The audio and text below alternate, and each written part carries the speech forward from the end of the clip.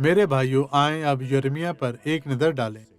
باب 6 آیت 16 یہ درج ذیل کہتا ہے، خداوند یوں فرماتا ہے کہ راستوں پر کھڑے ہو اور دیکھو اور پرانے راستوں کی بابت پوچھو کہ اچھی راہ کہاں ہے، اسی پر چلو اور تمہاری جان راحت پائے گی۔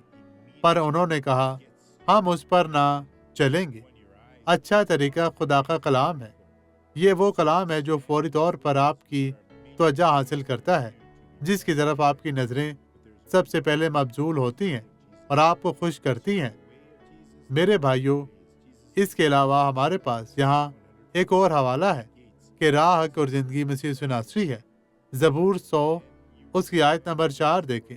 شکر گزاری کرتے ہوئے اس کے پھاٹکوں میں اور حمد کرتے ہوئے اس کی بارگاہوں میں داخل ہو، اس کا شکر کرو اور اس کے نام کو مبارک کہو۔